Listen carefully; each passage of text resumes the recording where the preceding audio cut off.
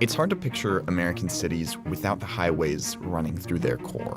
But highway removal projects like this one in Boston can give us a sense of how disruptive it was when the US built huge highways through the cities after World War II. These new highways will have a far-reaching economic impact on the entire nation. That was definitely true. Highways revolutionized the way we transport goods. But inside cities, they demolished and isolated entire neighborhoods. They gave wealthy taxpayers a way out of the city and gave air pollution and traffic noise a way in. And they redesigned urban life around the car. Now 85% of Americans drive to work every day.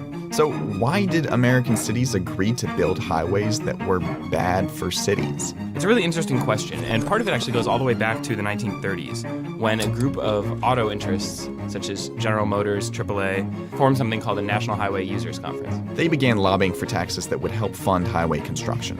General Motors started to design what a new highway system could look like, and they displayed that vision at the 1939 World's Fair with Futurama, an exhibit featuring expressways that not only connected cities but ran right through them. It was a design that allowed for more cars and less congestion. By 1955, the Department of Commerce echoed GM's vision with something called the Yellow Book. It laid out all the routes that interstates would take throughout the country under Eisenhower's Federal Highway Act of 1956, which funded the national highway system. A lot of it's logical. It's, connecting most of the U.S.'s major cities. But the really interesting thing is you also have highways slicing right through the downtowns of many of these cities. Pretty much every major city in the country, New York, D.C., San Francisco, Philadelphia, you have major highways cutting through neighborhoods, requiring the demolition of lots of housing and other sorts of buildings. That's largely because some of the key contributors to the plan were auto industry members, but no urban planners.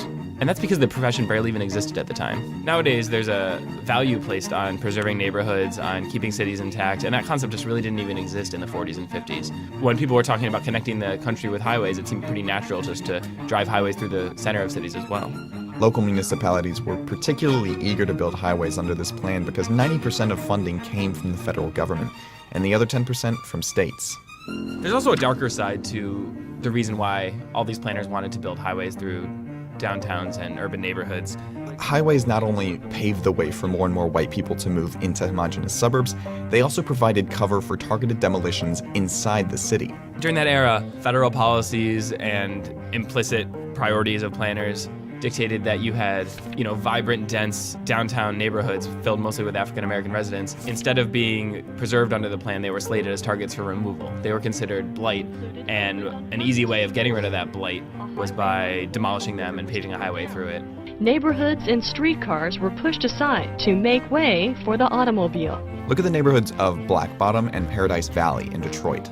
When you go back to the 30s and 40s, these are thriving, dense neighborhoods filled with hundreds of thousands of residents, of businesses, and if you go back today, they're mostly just empty grass plots.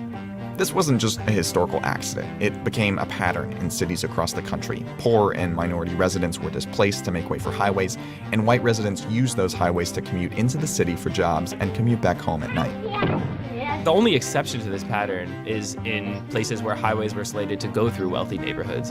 There were actually proposals to put a highway through Northwest DC and through Greenwich Village in Manhattan. But you can guess what happened there. Anywhere where residents had the means to organize and protest, they were often able to stop the highways from being built. Whereas in places where residents didn't have the political capital and other sorts of privileges that allow you to do that, their neighborhoods ended up being demolished, and they're now highways today. Even before he signed the Federal Highway Act of 1956, Eisenhower was already a really big fan of highways in general. Part of that has to do with his time in Germany during World War II, where he realized how important it is to have a good system of highways to transport goods and people very efficiently, but also has to do with this military road trip that he took in 1919, where he went all the way from Washington, D.C. to San Francisco, California. And that road trip took 62 days at the time, and today it takes about 42 hours. And part of that had to do with the state of cars at the time, but it also had to do with the state of roads at the time. And after seeing that, he realized that 62 days was way too long to wait in any situation where they might need to defend the country. And that's where he became such a big fan of highways.